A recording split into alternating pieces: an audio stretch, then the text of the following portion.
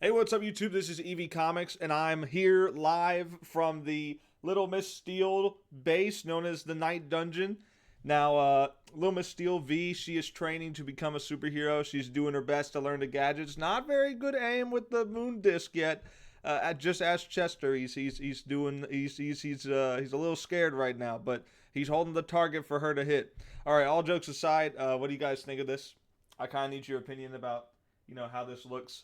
If you like it, let me know. I'll keep doing it. If not, I'll just go back to the regular green screen. But today I wanted to talk about something that's kind of been bugging me, and that's the Cape Crusader show. Now, this show, despite what a lot of people are saying, is not a bad show. It is a good show, in my opinion. I think it's a pretty good Batman show. It takes some creative liberties that aren't always appreciated, even by myself. A lot of people are judging this book by its cover. And what I mean is they're seeing the worst parts of it that get circulated online and immediately judging it as bad. However, if you actually watch it with an open mind instead of going into it expecting to hate it, like a lot of people have conditioned most, I would say, people on the internet to do, it is actually not a bad show.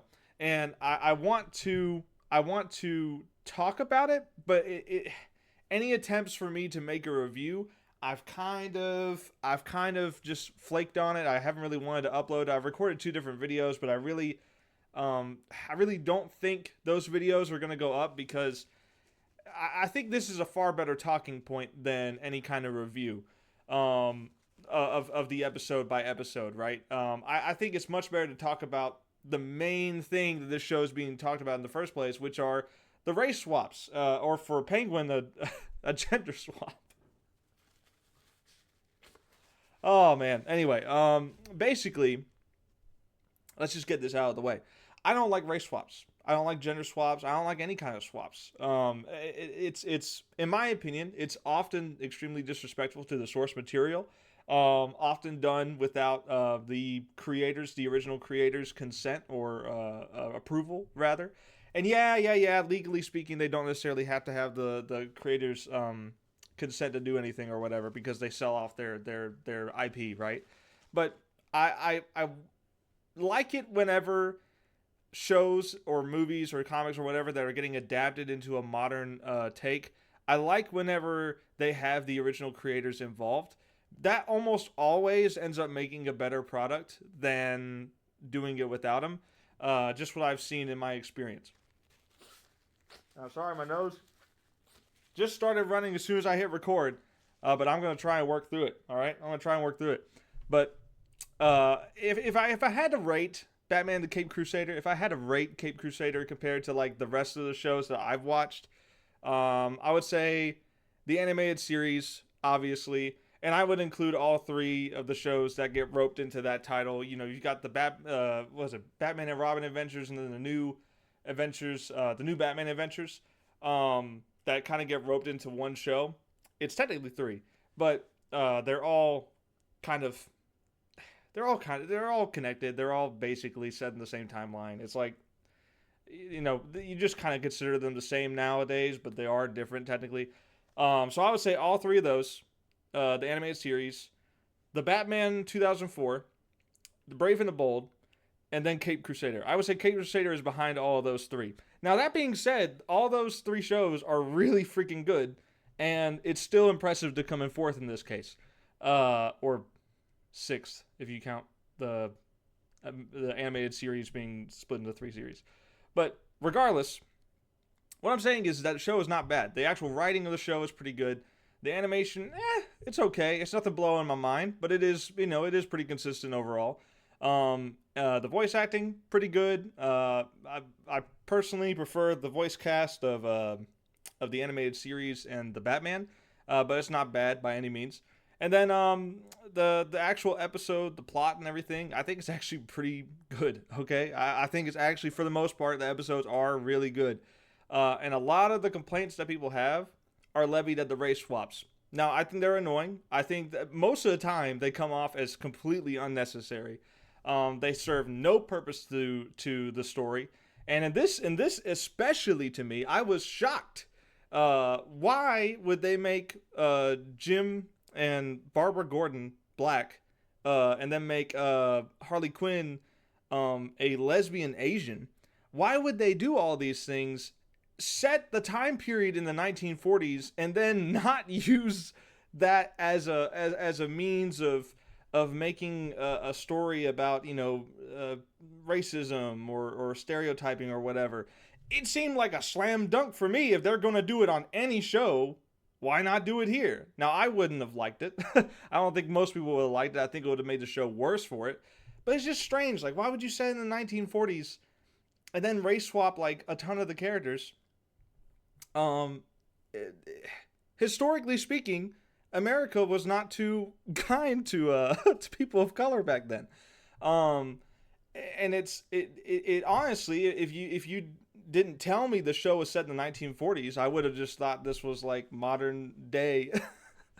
Aesthetically, obviously it's 1940s, but like the culture, it just seems like modern day culture. It honestly doesn't even seem that different. And to me, it's almost like a waste of potential of using the time period. It's like they didn't really commit to it. And again, I think the show is probably better for it that they didn't commit to it. But it is just strange that, you, because you race swap these characters, it has me thinking like, okay, this isn't really realistic. This is a little bit breaking my immersion. And no, a Batman cartoon does not necessarily have to be realistic, but it helps, especially since most of the threats that Batman faces in the show are more grounded, more realistic. There is some supernatural stuff, but far less of that than there is just grounded realism. And yeah, I mean, it's just it's confusing. It's not consistent. It's all over the place. And if I had to make my greatest criticism, it would be the race swaps and why they kind of ruined the 1940s aesthetic, while also disrespecting the history of the characters they swapped. But my question is, and this is my point, and you may have picked it from the thumbnail. Why can't more comic adaptations do what the Batman 2004 has done? And this is something that I've thought about forever, and I've wanted to make a video out of this forever because it's truly one of the most like perfect examples of how to add like racial diversity to a show without changing pre-existing characters. All right. Oh yeah. At least they kept Barbara a ginger. At least they kept her red hair.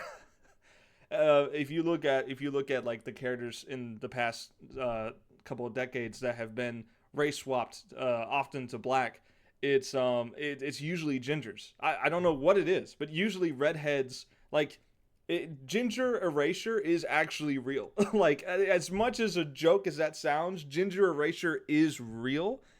But in this case, at least they kept the red hair. So the Batman 2004, fantastic cartoon. It had the impossible task of following up the animated series. And in some cases, I do prefer 2004 over the 90s because it has fantastic, more modern looking animation. It's all smooth. It's all very consistent. The voice acting is great as always. I would say it's on par with the team that were on the animated series. Obviously, I like Conway as Batman. But the Reno Romano does a pretty good job, I think, as a younger Bruce Wayne. I think he does a really good job. And, again, the action is fantastic. The episode plots are pretty good. It's very Saturday morning cartoon-like, just like the animated series. It's just more modern and dare I say it, edgy. It's a little edgy, okay? Everyone is more action-packed. Everyone is more, like, intense. More, what I would like to, the word that would perfectly summarize Batman 2004 is exaggerated. It is everything is exaggerated to the highest degree, and it makes the show extremely stylized and very different from the animated series. And in my opinion, I think it's the best thing they could have done is to not try and copy what worked before, is to do something totally different. And I think the show succeeded for it. Now, it doesn't get as much praise. It's very underrated compared to the animated series because, again, they had to follow that up. But this show was very, very good. And I watch a lot of it, like right now while I'm drawing Little Miss Steele Volume 2, of which I am currently standing in one of the pages of. Um, I take inspiration from that show and Teen Titans specifically for my backgrounds. I'm trying to make my backgrounds look a little bit more consistent, a little bit better. And this show is doing a lot for me. This show is doing a lot. And I want to talk about a couple of characters. So we talked about the race swap characters. We got Barbara Gordon here and Jim Gordon as well. And then you've got Asian Harley Quinn. Now, let me show you something mind-blowing, okay? Allow me to show you a novel concept that we have forgotten that was introduced in 2004 Batman. It was introduced before that, most likely. But let me just say, they found a way to add diversity to the main cast without erasing characters. Oh, wow, what an idea! They made brand new characters. What? Who could have thought of doing something so unique? Anyway, I'm exaggerating here, but I'm just doing what the show does. Ethan Bennett is a detective in the show, and not only is he a detective, he is Bruce Wayne's best friend. That's right. Instead of having Harvey Dent in the show, there was a temporary ban on using Harvey Dent as a character, Two-Face as a character in other active Batman media because Two-Face was appearing in the the Christopher Nolan trilogy of Batman with Christian Bale. So they could not use, the show writers and animators could not use Two-Face in the show. So instead, they're like, okay, who can we use as Bruce Wayne's best friend? Who can we use? Two-Face, Clayface? So they chose Clayface.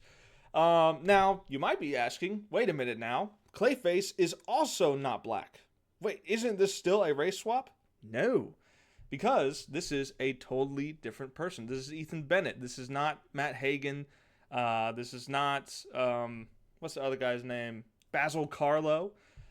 This is a totally different character named Ethan Bennett. Totally different backstory. He's not an actor. He has nothing to do with wanting to make himself look handsomer. He doesn't get in an accident that disfigures his face or anything like that. It's a totally different backstory.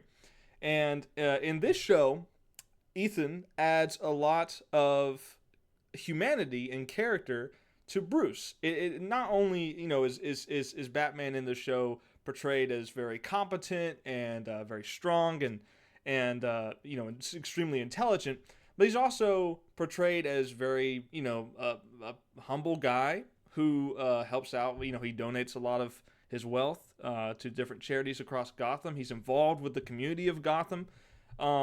This show really does a good job of making Gotham seem like it's worth saving, because you get to see the good sides of it from Bruce Wayne, and you experience the worst parts of it whenever he's Batman, because he's having to fight the worst parts of it.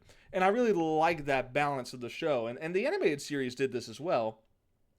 But with this show in particular, it had Ethan Bennett as sort of a in-between, right? Because very similarly to Bruce, who goes out at night as Batman to fight criminals, Ethan Bennett is, playing basketball with his buddy Bruce Wayne, and then also, fighting off criminals and trying to bring them in for justice as a detective. And along the way, he gets paired with another diverse character who is also brand new and not race swapped from a previous character. Can you believe it? Ellen Yin. Now, this character is, like I said, also brand new. She is Bennett's new partner in the Gotham PD. And both of them team up throughout the entire first season and are tasked with not only, stopping crime and solving crime as detectives usually are, but they're also tasked with bringing in Batman. The Gotham PD is not led by Jim Gordon at this point. It's led by someone else. I can't remember his name off the top of my head. But he does not like how Batman is doing a better job than the Gotham PD. So he is ordering that the PD arrest Batman if they ever find him. They are to catch him. And so Ellen Yin is all on board with this. She's like, yes, we need to absolutely catch Batman because he's breaking the law. He's a vigilante. He needs to be taught justice just like the criminals he's helping us catch. And Bennett, the whole time, is like, nah, I think this Batman guy is kind of cool. I think we can work with him and make Gotham a safer place together. And Yin's having none of it. She is like, every now and then she has a moment where she's like, okay, you can go today, but I'm gonna catch you next time, type of thing. And of course, the whole irony of the situation is that Ethan Bennett is trying to arrest his best buddy. He just doesn't know it. And so basically, you have this sort of double life thing going on that is typical for Batman, but it's a lot more impactful because Harvey Dent never really had much to do with Batman until he became Two-Face in the '90s show. Ethan Bennett has everything to do with Batman and Bruce Wayne all the way through seasons 1 and 2, and it's a very tragic moment whenever Ethan Bennett is captured by the Joker and psychologically tormented. And eventually ends up breathing in some toxic gas that Joker was using to make things turn into rubber and super bouncy. Look, it's a cartoon. It's not always going to make 100% sense. But anyway, so Bennett breathes this in, and he goes home. He's feeling really bad. And after getting out of the shower, all of a sudden his face starts melting, and you get to see him turn to Clayface. Now, this Clayface design is specifically different. Instead of being like brown or reddish brown, he is a gray color. He has green eyes, and he's entirely different than other Clayfaces before. And that's on purpose because they wanted to point out that this is not your typical guy who is Clayface. This is not Matt Hagen. This is not Basil Carlo. This is not an actor. This is not a guy who wanted to fix his ugliness. This is a guy who was just doing his job as a detective and got captured by the Joker, tormented, and now he's turned into this monster. And he just got fired from the PD by what's his name, Strask? I think Strask is the guy's name, the chief at the time. The chief fires him, and he's mad at him. So naturally, with all the mental anguish and physical anguish that he's going with becoming this monster, he goes after Strask, and of course Batman has to stop him, and this begins Clayface's career as a criminal at this point. And it's really tragic because all of this could have been avoided. And potentially, Clayface could have been, instead of a villain throughout the show for the next season, he could have been a hero. Because the day that Bennett was captured, Bruce was going to tell him that he was Batman. And what an amazing alternate storyline that could have been if they ever wanted to run with that. What an amazing story that could have potentially had is really, really cool. But we'll never know it because obviously what happened in the show happened in the show. And it's tragic. It's tragic. Not only for the sake of Bennett, who, really did not want this. It's also tragic because even if he did get this, he could have been so much more than what he ended up being. And like I said, brand new character. This is not a race swapped character. Yes, his name is Clayface, but guess what? A second Clayface shows up. His name is actually Basil Carlo, and he intentionally seeks out the Clayface formula to make himself look more handsome. And then by the end of it, he's like, you know what? I'm just gonna start robbing banks and putting on a really good performance, so everyone focuses on me because I'm the star of the show, baby. And that's his motivation, and that's your more typical comic book accurate Clayface. And so in the season, this takes place, I think, in season 4. Old Clayface, new Clayface, they fight it out, and then the cure is injected. It works on Ethan Bennett, but it doesn't work on Basil Carlo, as is later revealed. Spoilers, by the way. And that ends the story of Ethan Bennett. But what a fantastic addition to the show. And guess what? They could have made him anything. They could have made Bruce's best friend a girl. They could have made Bruce's best friend a white guy. Could have made him Mexican, Asian, whatever. It doesn't matter. What ultimately matters is that they clearly, just by the character designs here, clearly wanted to add some racial diversity to the cast without making that the main point of the show, or the addition to the show. And they did. They added a black main character and an Asian main character. And they did it without erasing the history of the characters they're race swapping, right? This isn't a situation like Harley Quinn or Jim and Barbara Gordon or the Penguin, right? Where they change their look so dramatically that you wouldn't even know it's them, because they do not resemble them hardly at all. And even the costume of Harley Quinn is different, which I think this one is intentional. I know a lot of people don't like this portrayal of Harley Quinn, but I actually think it's pretty good. I was pleasantly surprised to see something different from Harley Quinn for once, because she's kind of just been the same character for the past 30 years. It's nice to get something a little bit different. And I know it's divisive. I know it's divisive mainly because of the race swapping, and the fact that she's lesbian. But it's the actual story being told. If you ignore all that and you just look at the story being told with her character, it's actually pretty thought-provoking. It's pretty interesting. It sort of paints her as almost like an anti-villain. She's a bad character that does some good things. And this is not an anti-hero, a hero who does bad things. This is a villain who does some good things. And I think that's interesting. I think that's a cool new direction for a character that's been stale for the longest time, in my opinion. Now, I wouldn't want them doing anything too crazy with Batman, and even the few changes they did with Batman in the Caped Crusader are controversial because they have him holding a gun at one point. And I'm just like, look, this is a different Batman. This is a younger Batman. He's very angry, especially whenever he picks up that gun after Harvey Dent. Spoiler alert, picks up the gun after Harvey Dent is shot. He's really considering shooting Flask. And he decides not to, and throws the gun away. And I think that's a defining moment for Bruce. I think him calling Alfred Pennyworth throughout the entire show, only for him to have bonded with him better throughout it and call him Alfred at the end of it, it's just good character writing. I'm sorry. If you think this show is terrible, I had to disagree with you, because I think ultimately Caped Crusader has good storytelling and has some interesting changes. It's just buried in the media by the race swapping. And again, I don't like it. I've made that abundantly clear in this video that I do not like it whatsoever. I prefer what they did in 2004 with Ethan Bennett as Clayface and Ellen Yin.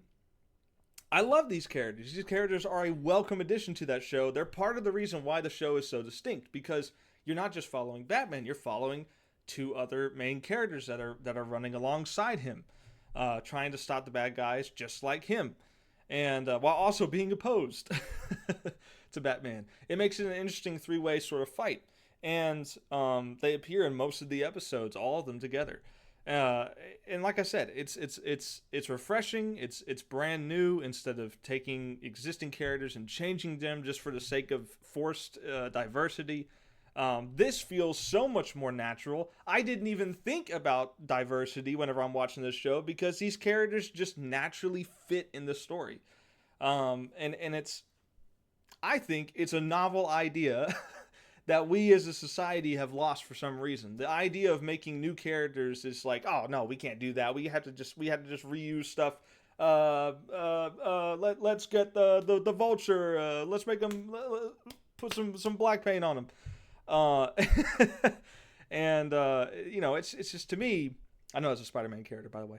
To me, it just feels, it comes off a lot more lazy, and I know a lot of people of color that are the intended target of feeling more included end up not liking it either, because they feel like they're being tokenized. And I've had friends who have told me that, and I've had friends of color. I'm not gonna say his name, but he freaking loves Dragon Ball Z. He's like, yeah, I love Goku. He's my favorite character. And I don't really like Dragon Ball Z, but I know a lot of people do. And you know what? The main thing is Dragon Ball Z is the great uniter, because it doesn't matter what race you are, all dudes freaking love Goku. All right. And it has nothing to do with his race. It has everything to do with his character. It has everything to do with the cool factor of him. And he's just super powerful and yells a lot. I mean, he's like a super powered wrestler, kind of, when you think about it. But yeah, I mean, it's like I've been saying this entire time. It's far more creative and natural feeling to introduce new characters. If you want to include diversity, introduce new characters, and don't anger the fans who are upset about Barbara Gordon, who has always been depicted as white, Jim Gordon as well, Harley Quinn as well. Don't change the characters that people love. Make new characters for people to fall in love with. And if you're a good writer, that shouldn't be too big of a problem. But Hollywood is not very good right now. They do not have their best. They're not giving their best, ladies and gentlemen. And even, I'll include this for myself. Whenever I was making Little Miss Steele, whenever I was making DeMonico, I did want to include some racial diversity to the cast, because I think it makes the characters more distinct. I think a lot of shows, movies, comics, whatever, are better for it because it makes the characters stand out more. And yes, some people can really identify with characters of the same race as them. Some people that's important. Not everyone, but some people it is important. And I want to, if I'm going to do that, I'm going to do it naturally. I'm not going to, in like the year 2039, whenever I reboot DeMonico, I'm not going to change any of the characters' races, because and please save this clip and hold me to it if I do. But like, I'm not going to do that for the sake of appealing to the crowd, appealing to the crowd that's like, we need diversity in the show. To me, it has to be natural for me to do it. And I think Batman 2004 does a fantastic job of naturally doing it. And it's kind of what I wanted to mimic whenever I was making Little Miss Steele. I wanted to make that feel natural with a cast of all kinds of characters. So yeah, with that being said, I hope you do give Caped Crusader a chance. It does have some great moments. Some episodes feel right at home in Batman the Animated Series.